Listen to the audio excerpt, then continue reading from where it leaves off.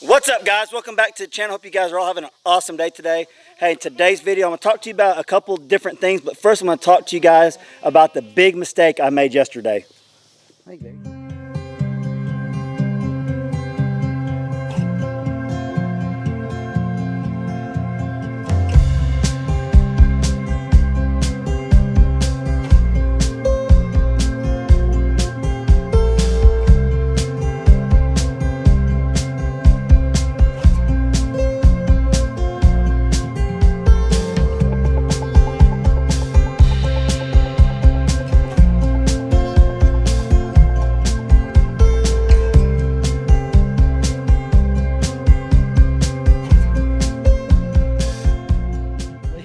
So yesterday I did a collaboration with Arms Family Homestead, Cog Hill Farm, and Living Traditions. Kevin over at Living Traditions Homestead. And if you guys can see where I'm at right now, I'm going to show you. I got a big surprise for you guys. But what happened, we were all supposed to post a video on the same day at the same time. But somehow my video went public before Daniel's. What's up, Daniel? Amateur. I had to come up here, and Daniel's like, "Man, I got to talk to you. You made a big mistake, and we need to work this out. So I got to get on your channel again." Yeah. Bear, he won't leave me alone. Look at Bear. Bear is awesome. No, guys, but I just want to say, hey, if you haven't got the chance to watch that collaboration with me or Daniel, Cog Hill Farm or Living Traditions, I'll put an iCard right there. You guys go check it out because, like I said, I put that out. You got a notification. He went to go watch it, and then it wouldn't show because I had to go back to. Yeah, he sends it out. Everybody gets a notification, and it's private. This video is private. You can't watch it. So then he posted it, 12 hours later, 15 hours later, whatever it was, and nobody got a notification. Nobody knew. So you guys, unless you went to his channel and looking for a new video, you wouldn't know. You wouldn't know it was there. So that's great job on the I know, right? I really dropped the ball on that one. I think Daniel sabotaged it somehow. But no, hey, it was a really cool collaboration. I'm glad everyone agreed to do it with me and Daniel, Cog Hill and Living Traditions. Two other great channels. And they did really good job. They're really knowledgeable. Oh, yeah. The Living Traditions did it on pigs, and Cog Hill did it on chickens. And he's got a chicken named, I think, Rod. Did you see Rod on his? Yeah, with the big old... Yeah, I want Rod. Hey, Rod, I want you. You might have a better chance of getting him than Peaches. You're not getting Peaches. No, he ain't giving Peaches up. Okay, and now everybody knows Daniel. If you've been watching my channel very long, you guys know Daniel. I got Bears. I'm gonna get down on your level. I'm gonna squat down. He's got to squat down here. There you go. Everybody knows Daniel for the most part. If you don't, you need to check out Arms Family Homestead. He's gonna be posting a video. He's got a son. How old is your boy? 16. 16. I schooled him on some basketball. I'm in my 30s, and I took him to school. 30s? I thought you were 40. No, I'm closer to 20 than I am 40. But no, hey guys, you gotta go check out Daniel's video. Whenever he posts it, it's gonna be awesome. It's what you call epic, because his boy said, "I'm gonna skunk you, Dutch. I'm gonna skunk you." And I said, "What's a skunk?" And he said, "I'm gonna beat you something to 0." I said, "Okay, so that means I'm not gonna score 1 point." He goes, "That's absolutely right. Go check out and see what happens on his." Yeah, Weston plays a lot of basketball, man. We take that kid all over the place. Everybody on my channel sees Houston all the time and Emily some, but they always want to know what Weston's up to. And that guy is a basketball nut. We were just in Oklahoma City the other day. I may show a few clips of that on my channel too. Just at a basketball tournament in Oklahoma City, an hour and a half away. Yeah, that's what he loves to do. So he's great kid too. I've been around him several times. He's polite. Yes sir, no sir. I mean, he's raising his kids right over on the homestead. All right, I'm sweating like crazy because actually I got schooled by his boy. No, I was just joking. He took me to school. But I came over here to talk about goats. Like I said, he is the goat guy on YouTube. I'm telling you, if you need to know anything about goats, go look. You got playlists like crazy, I'm sure. Oh yeah, I've probably got 40 goat videos on our channel. He's got one video. I mean, it's got like 200,000+ views. It's what things to know about goats. Yeah, basically like just things you need to know before you get into goats. Great video. So if you're thinking about getting goats, you need to check that video out, and you'll find it pretty quick on his thing. It's like 200,000+ views. So go check it out. But if you want to know about sheep, you need to stick around later on my channel. He tells me these goats are better. I'm telling you, I think sheep are better. So hey, Daniel, let's check it out. Let's check out this billy you got. Yeah, this billy's freaking huge. He's a Kiko billy. This is the second year we've used him for breeding. So he's coming on 3 years old, or actually I guess he's a little over 3 years old. I don't know what he weighs, but I would say probably in the area 150 to 175 pounds. Easily. He's a big guy. Not super gentle, but he's not mean at all. But He dang sure knows what he's doing. He's So- a great herd sire. He does a really good job protecting his does out here. Him and Bear kind of clash a little bit.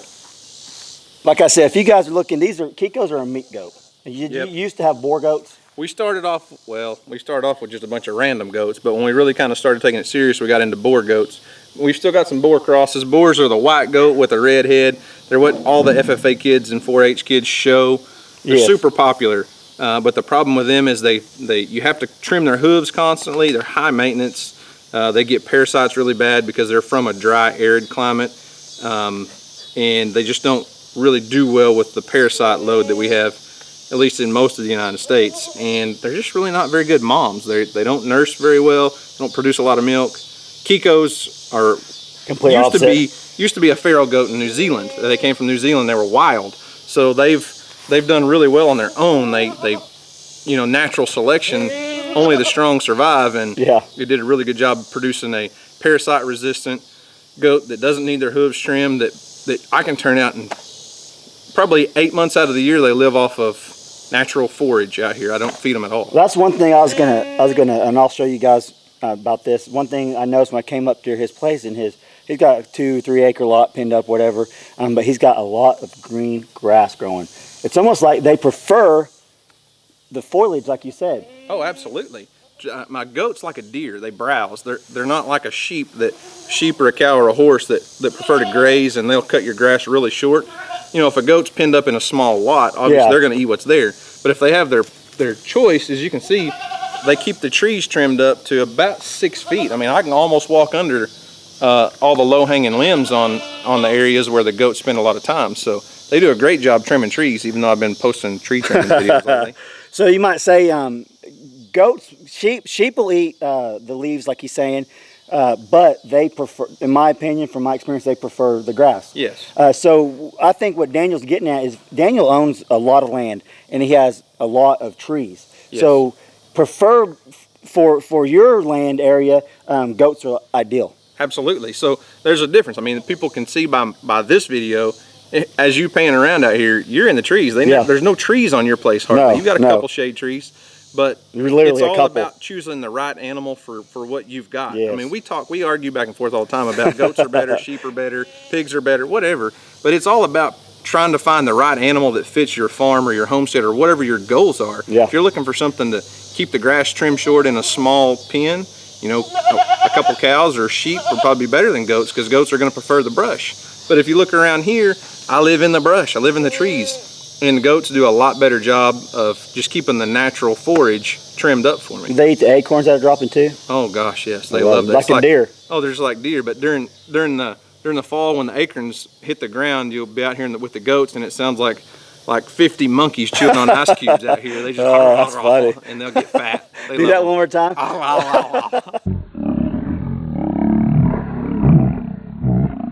Hey, before we get off here, we got to go back to Oklahoma City. We're in town. Well, actually, we're like an hour and a half away from where Daniel's at. We're going to be back in Oklahoma City, and we got to get back before it gets dark. Girls want to go swimming or whatever. So, but before we go, I want him. He's got a pretty awesome feeder here, and I've watched several different channels that people are using these big round bale feeders, and I'm sure you've seen people do that. Yeah. And that's fine. But for goats and sheep, you really want, and we'll go over here and I'll show you this feeder. You want the hay off the ground. Absolutely. If you use one of them big round ones, it's like this. That's a right here. Round bale feeder. And I'll show you guys that. But if you use one of these big ones, that one he actually has it built up, so that's perfect for goats. Yep. But if he didn't have that built up with the looks like wire or whatever, I'll show you guys that. I've got a video on my channel if you want to throw up a link to that video. It's an old video when I first got started. It's only like 3 minutes long, but I just took a round bale feeder for cows and basically made it a suspension feeder so I could put a round bale elevated. Goats and sheep, once hay touches the ground,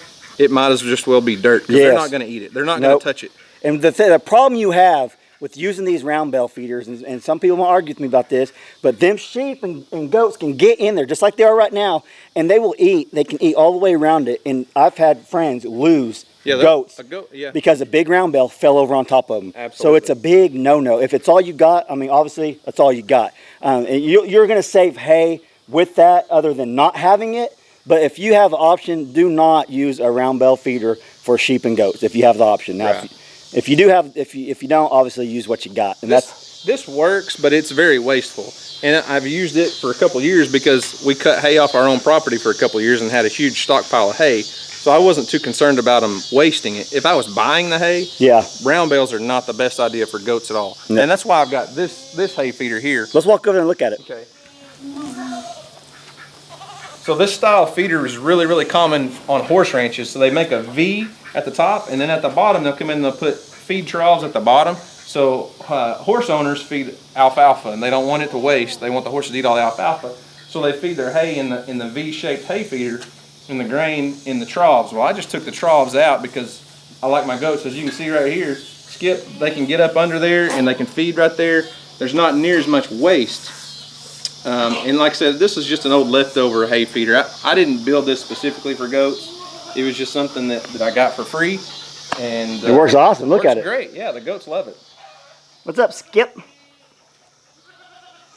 Okay, guys, so what you learned today is Daniel's a goat guy on YouTube. I made a mistake by not doing the whole collaboration right. I mean, that's my mistake. Daniel, you would think after 500 videos, this guy would have it figured out. 500? That makes already. But I'll tell you, awesome. Yeah, it's crazy. Hey, guess what? You guys may not realize this. I know a lot of you watch Dutch every day. I don't know if you watch my channel or not. But this guy just hit a milestone on YouTube that it blows my mind. We started this all at the same time, and for whatever reason, Dutch's channel grows so much faster than mine. Whatever, but he hit 10 million views this week. That's crazy. That blows my mind too. 10 million views. It blows Daniel's mind, but I'm telling you, I'm more shocked than anything. It's awesome. It's so cool. It's crazy. And it's all because of you guys, because you guys are clicking on our videos, clicking on Dutch's videos, clicking on mine, and we really appreciate it. But 10 million views is just... That's unreal, dude. I never thought. Thank you. And you know, you'll get there soon. You'll get there real soon. Especially once once he gets back on my channel again, we're gonna get him up there 10 million views. Yeah. No, but seriously, we do. Me and Daniel both. We talk all the time about YouTube and just the awesome people, the awesome community it is. Like getting to become good friends with Daniel through YouTube. Yeah. I mean, it's just awesome, and we appreciate all you guys. We really do. I know we say that a lot, and it might be said. Too much sounds generic. Exactly, sometimes. But I truly mean it. Daniel truly means it. I know he does. Because look at him. Does that face lie? That's right. I can't lie.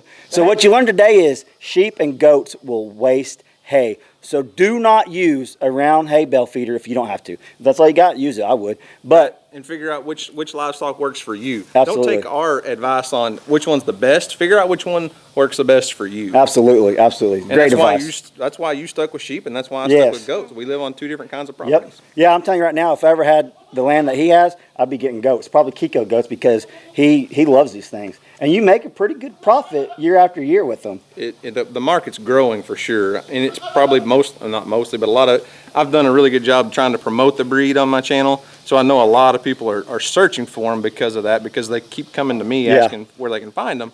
So it's a growing breed. It's gaining popularity, and I think it's spreading around the country. That's awesome. It's the same thing with Dorper sheep. What I got, the hair sheep are kind of like the Kiko.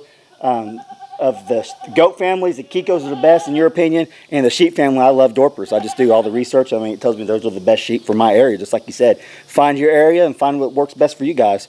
But all right, guys, thanks for watching. Like I said before, if you're not subscribed to Daniel's channel, go check him out. I know we just did a collaboration, but like I said, a lot of you guys probably didn't see my video because Daniel messed it up for me. You know how it is. But no, hey, we appreciate you. We'll catch you on the next video. And if you like this video, smash that like button. And if you're not subscribed to my channel, please subscribe. Talk to you later. See ya. One more time.